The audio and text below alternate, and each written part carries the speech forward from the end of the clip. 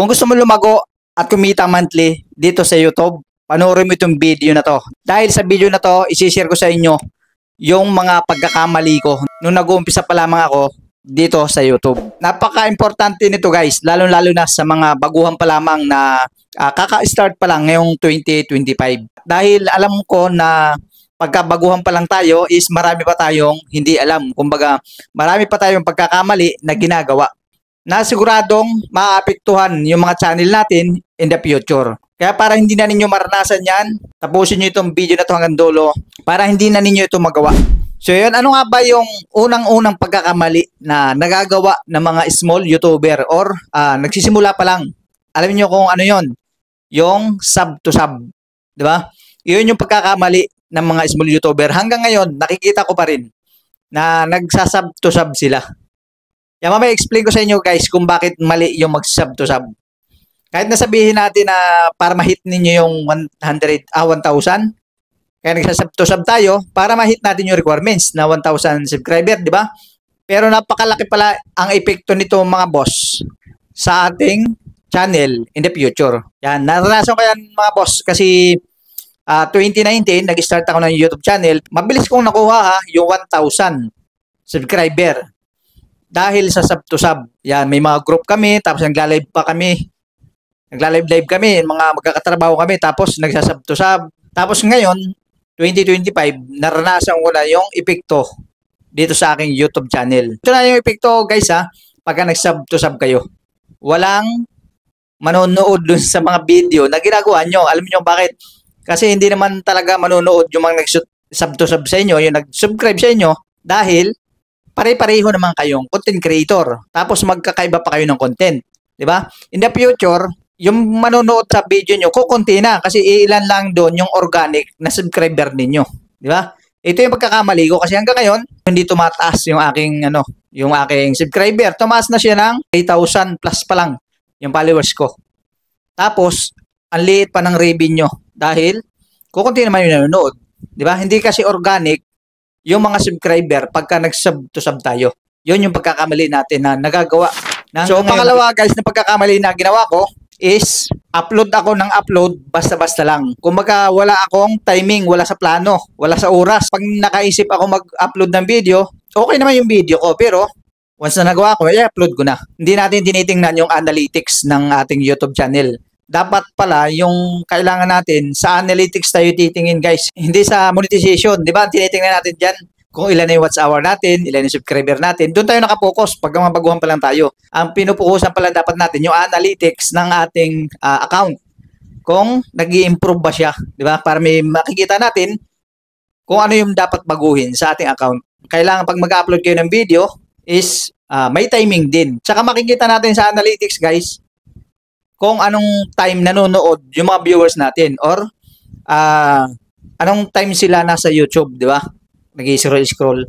Yun pagkakamali ko guys kasi basta makapag-edit ako ng video, upload ko na. Kaya kukunti yung nanonood ng mga video ko.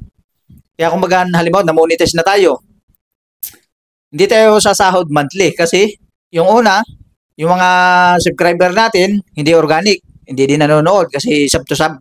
Tapos maling oras pa yung pag-upload natin. Kung tulog yung mga viewers natin, ngayon kung tulog sila sa oras na yon or nasa trabaho sila, paano sila manonood? Paano nila makikita yung video na in-upload natin sa oras na wala sila, di ba? Nasa trabaho sila. Then pangatlo guys, ito naman yung pagkakamali ko rin na ginawa, no? Yung halo-halo yung niche ko, di ba? Okay lang naman maghalo-halo ng niche, pero mas maganda yung connected pa rin doon sa ating niche talaga. Yan, ito talaga yung napaka-importante mga boss yung niche na sinasabi nila na wala akong kalam-alam dati. Ano ba yung niche? Hindi ko alam kung ano yung ibig sabihin ng niche. Basta ako maka-upload lang, may share ko lang yung video na ginagawa ko na kailangan dapat focus din tayo sa isang niche lang. Sabihin natin dalawa. Diba? Basta siya, tumutugma din doon sa isang niche mo. Kasi yung niche ko guys is tutorial, di ba? YouTube growth, di ba? Kung paano mag-upload ng video sa YouTube, paano gumawa ng thumbnail, paano set up yung YouTube natin. Tapos, minsan nag-upload ako ng iba, di ba? Hindi na tutorial. Kaya yun, parang naghalo-halo na yung ano ko, nagguluhan na yung mga subscriber ko. 'Di ba? Tapos may ano na, online games na, 'di ba? May mga online games na ako na ano, na wala akong pakialam na halo-halo na yung ano ko. Yung pala malaking pagkakamali din 'yon. Kung gusto nating gumawa ng branding na makilala tayo dito sa YouTube. Yun, kung baguhan pa lang kayo guys, wag ninyong gagawin yan, halo-halo. Pumili kayo na isang niche. Halimbawa, ang gusto ninyong niche is ang tutorial kung paano gumawa ng Facebook account, kung paano gumawa ng TikTok account, parang ganyan yung niche. Paano gumawa ng YouTube channel, o paano gumawa ng account sa GCash, paano gumawa ng account sa PayPal. 'Di ba? Halimbawa ganyan, puro ganyan yung gagawin nyo guys. May sisingit lang kayo doon pero na ibang niche din. Pero ano din yan, kumbaga category din, di ba? Kumbaga medyo malapit din doon sa niche ninyo. Hindi pwede yung nagtututorial kayo paano kumita sa YouTube, tapos mag-share kayo cooking naman, di ba? Ang layo na. Tapos mag-share pa kayo ng travel, di ba? Talagang walang manonood, di ba? Kakaiba na sa niche ninyo. Yun yung hindi ko alam dati, pagkakamali ko. Sunod naman dito guys, yung thumbnail, napaka-importante nito. And yung branding ng, kumbaga yung profile picture natin in banner. Di ba? Yun, kailangan may banner kayo na maganda na kumbaga malinis and yung cover photo ninyo. Di ba? Yung pinaka-profile ninyo. Napaka-importante niyan. Kung gusto niyo talaga makilala, dapat yung mukha ninyo yung nakalagay. Baka mamaya, hindi naman makita yung mukha ninyo. Di ba? Kailangan mukha nyo and may pangalan din ninyo doon sa banner. Kailangan malinis. Kaya ngayon, is may mga ginawa na ulit tayo na YouTube channel na talagang ginawa na natin yung tama. Kasi napakaganda guys na no, kumbaga sa umpisa pa lang is tama na yung ginagawa natin, di ba? Para hanggang dulo, talagang magbubunga rin ng tama siya. Kaya ang ginawa ko guys is gumawa na lang ako ng ibang, kumbaga ng panibagong YouTube channel na lahat ng experience ko doon sa isa kong account is kumbaga na-apply ko na dito sa aking bagong channel. Talagang step by step guys. Kumbaga nagsimula ako sa zero. Zero followers lahat, subscriber. Zero siya. After 2 months, may 200 plus na ako na subscriber na talagang solid. Kumbaga organic. Kasi hindi ako nag-sub to sub. Ang ginagawa ko, nag-upload lang ako ng 3 times a week ng video na nakapokus lang din ako sa isang niche. Ito na yung branding na ginagawa ko na dati na hindi ko ginawa, di ba? Kumbaga dito ko na itinatama yung mga pagkakamali ko dati. Yan, para sa mga baguhan. Yan, ganyan yung gawin nyo guys. Huwag kayong mainip. Huwag kayong mainip na mahit agad yung requirements. Kasi yan, may proseso yan. Hindi pwede nating laktawan yan. Kailangan nating focus sa proseso. Di ba? Kasi darating din yan. Focus lang tayo sa paggawa ng quality content. Nasa content lang kasi natin guys para dumami yung mga subscriber natin. Alam niyo bakit? Kung maganda yung content mo, hindi mo na kailangan makipag-sub to sub. Kusa na sila magpapalo or magsusubscribe sa atin. Kasi may mapupulot sila na aral dun sa mga video na sinishare natin. Di ba? May napupulot silang maganda, may idea, di ba? Nakakatulong yung video mo. Magpapalo sila sa iyo para balang araw, pag nag-upload ka ulit, meron na naman silang mapapanood na talagang may aral na napupulot, di ba? Meron silang idea na nakukuha sa iyo, may mga tips, magpapalo sila dahil nagustuhan nila at nakatulong ka sa kanila. Huwag tayo mag-focus sa sub to sub. Pero lalaki nga kayo dyan, mabilis na ma-hit ninyo yung requirements. Pero in the future, pagka na-monetize na kayo, doon na kayo mahihirapan. Parang mag-uumpisa kayo ulit ng zero. Kasi walang manonood sa inyo eh. Di ba? Kasi pare-pareho kayong content creator na nakapalo. Ang kagandahan kasi, pagka hindi ka na sub to sub, organic lahat yan. Nakuha mo yung 1,000. Sabihin natin na nakuha mo yung 1,000 subscriber sa loob ng 5 buwan or 1 taon. At least solid yan. Bawat upload mo, sila lahat yung manonood. Yung 1,000 na yun, di ba? Eh kung ma-hit mo lang mabilis yung requirements, 1,000, tapos wala naman nanonood sa'yo. Baka hindi pa makaabot ng 100 yung nanonood. Dapat, yung target audience natin dito is yung nangangailangan ng ating video na ginagawa. Yun yung target audience natin. Hindi yung ang target natin is kapwa natin na content creator. Kailangan naman yung tulungan. Kumbaga, tayo, bigayan ng mga idea. Pero yung magsasub to sub tayo, Hindi maganda sa ating YouTube channel, sa ating account in the future kasi tayo din mahihirapan pare-pareho. Danas na danas ko yan guys kasi ganun yung nangyari sa dalawang YouTube channel ko. Pinagsabay ko pa naman yun ha. Nagawa kong pagsabayin yun. Pareho silang na-monetize at pareho akong kumikita doon. Pero hindi ako kumikita ng every month. Siguro after 2 months bago kumita. Kasi nga, nagsab-to-sab ako eh. Di ba? Kukunti nanonood. Pero kung solid, yung nanonood sa atin, organic lahat yun, sigurado every month, kikita or sasahod tayo dito ng malaki. Kasi lahat ng nanonood doon is talagang, yun yung mga ano natin, organic na subscriber. Yun yung wag na wag ninyong gagawin guys. Pagka nagsisimula pa lang kayo. And huwag kayo mag-focus sa subscriber guys ha. Sa 1,000 subscriber. Kasi kung makuha man natin yung 1,000 subscriber na yan, mahihirapan naman tayo sa 4,000 watch hour. Di ba? Yan yung kailangan natin sa YouTube bago tayo makapag-apply ng monetization. Tingnan nyo guys ha, saan ba natin makukuha yung requirements na 4,000 watch hour? Di ba nakukuha yan sa nanonood or sa video na ginagawa natin? Di ba? Kung magpo-focus tayo sa 1,000 na subscriber, sabihin natin, nakuha natin ng 1 month, 2 months yung ating subscriber na 1,000. Ngayon, zero pa naman yung ating 4,000 watch hour, di ba? Ito yung napaka-importante, guys. Yung 4,000 watch hour, di ba?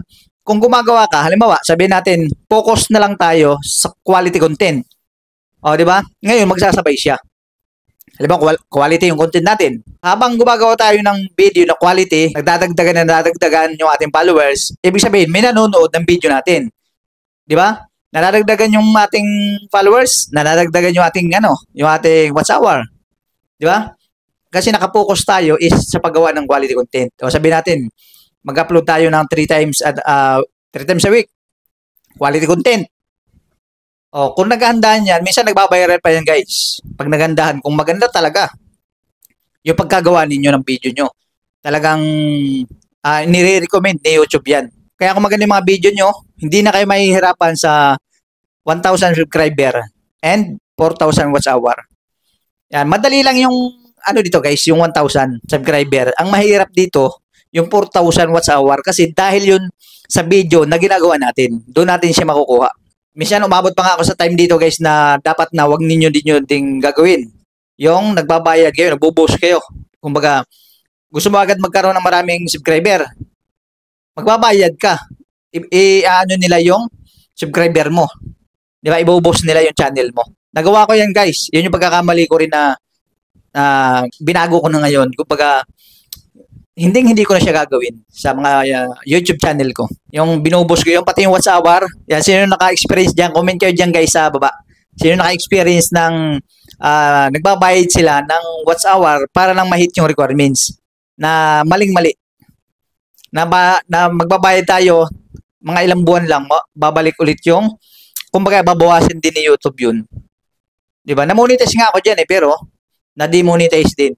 'Di ba? Na-detect ni YouTube na hindi organic yung nakuhang subscriber sa watch hour. Kaya ang dami ko natutunan na pagkakamali at talagang natuto ako guys kung ano ba yung dapat gawin sa ating mga account na dapat itama, yung paano mag-upload ng video, 'di ba? Yung mga setting natin, kailangan ayusin natin 'yan. 'Di ba? Kumpleto, may mga hashtag tags na kailangan nating gawin. Ito rin yung pagkakamali ko, guys, na basta upload lang ako, walang description or pare-pareho yung description. Isang video, halos lahat ng video na i-upload ko isang description. Di dapat kada isang video, ibang description, ibang tags, 'di ba? Doon ako nagkamali. Ang laki ng pagkakamali na nagagawa ng mga baguhan. So, yun yung mga pagkakamali ng mga baguhan na nagagawa, guys. Yung unang-una, sub to sub. Sunod is yung branding natin, yung ating account na hindi mo lang inaayos yung profile, tsaka banner, no? And yung upload lang ng upload basta-basta ng video. Yung iba nga wala pang thumbnail. Napaka-importante ng guys na yan, thumbnail. Thumbnail at saka yung title. Dapat malupit din yung mga title natin. Catchy thumbnail and title. Ito yung tip ko sa inyo guys. Pwede yun ninyong baguhin yung mga nyo. Kung gusto nyo talaga yung gumanda yung account niyo sa tulong ni ChatGPT, kaya nyo pagandahin yung YouTube channel niyo. Si ChatGPT na ang gagawa lahat. ng setting niyo. Halimbawa yung sa setting niyo. Paggawa kayo kay ChatGPT, ibigay niyo lang kung ano about saan yung niche niyo, 'di ba? Kung ano yung niche niyo. Gagawin kayo niyan ng description. Humingi lang kayo. Sabihin niyo lang bigyan kayo ng description para sa channel, tags para sa channel, hashtags or keywords. Bibigyan kayo niyan. Ikakopy niyo na lang at ilalagay ninyo sa mga channel niyo. Napakabilis na guys, gumawa ng YouTube channel ngayon. Talagang makakabuo ka na ng branding. Talagang kung gusto niyo makilala kayo sa pangalan niyo or ibang pangalan, sa tulong ni ChatGPT. Yan ang ginagawa ko guys. Dati kasi wala pang ChatGPT, di ba? Alam niyo ba guys na kahit yung script ng video natin is kay ChatGPT na natin hingin. Yun ang ganun ginagawa ko. Lalo yung mga title lang ina-upload yung video, galing kay ChatGPT yan. Pati yung description, inihingi ko yun sa kanya. Di ba? Kaya lahat ng video ko iba-iba yung description. Si ChatGPT lang gumagawa. Hindi ko naman alam gumawa dati. Kumbaga pag nag-upload ako, title lang na lambang-lambang lang, bara-bara lang, di ba? Kaya halos wala ding nanonood ng mga video ko. Di ba? Kaya napapabayaan ko rin yung iba kong kumbaga napapabayaan ko yung YouTube channel ko. Ganyan nang epekto guys. Pag tayo, sub to sub, tapos kumbaga bara-bara lang tayo mag-upload. Yung epekto nito, hihina yung views hanggang ma-burn out ka. Mangyayari, hindi natutuloy. Di ba? Ang dami kong kasabayan guys na hindi na tumuloy sa pagiging content creator sa YouTube. Kasi katagalan, na-hit nga nila yung requirements. Nung mamonetize sila, wala man nanonood, hindi rin sila kumikita. Ay di, ano nangyari? Pinabayaan na nila yung YouTube channel yan. Na-burn out na sila. Di ba? Hindi na sila masaya kasi kung kailan na-monetize na sila, taon na nga yung hinintay nila, tapos hindi man, kumbaga, wala naman nanonood, kaya hindi rin sila kumikita. Di ba? Iyon yung pinaka-pangit pagka hindi mo ginawa yung yung tamang proseso. Yung sub to sub, di ba? Yun yung pinaka-mali na nagagawa ng mga baguhan. Pero kung talagang seryoso ka, huwag kang mag-sub to sub. Hayaan mo lang nang lumaki yung account mo nang dahil lang sa pag-upload mo ng mga quality video. Di ba? Talagang organic yan, solid yan. Para habang lumalaki ka, lumalaki din yung community mo. Di ba? Nakikilala ka na. At hindi ka naiiwan ng mga organic na subscriber mo. Hanggang sa maging 1,000 followers, 2,000, di ba? Susubaybayan ka na yan sila. Hindi ka naiiwan yan. Kumbaga sila din yung manonood at kikita ka na dahil sa nila. Hindi yung mga sabi nila na follow to follow, sub to sub, hindi ka rin man nila tutulungan para para kumita, para manood. Kasi para lang magka-subscriber, yun lang habol ninyo dun Pero ang importante, yung nanonood dapat ng video natin. Di ba? So, yun lang naman guys. At marami pa tayong pag-uusapan guys, pero siyempre umaba ng video natin. Siyempre gagawa na lang tayo ng another video na ito yung experience na talagang naranasan ko sa aking mismong YouTube channel. So, yun lang muna ang i-share ko guys kasi humahaba ng video natin. At sa may mga katanungan dyan, lalo sa mga baguhan, comment lang kayo dyan guys sa ating comment section at sasagutin natin yan. And yun, kung nakatulong sa inyo yung video na to, don't forget to like and subscribe guys. At i-hit nyo na rin yung notification bell dyan sa baba para updated kayo sa ating susunod na video. So maraming salamat sa panonood. Kita-kits na lang tayo sa next video.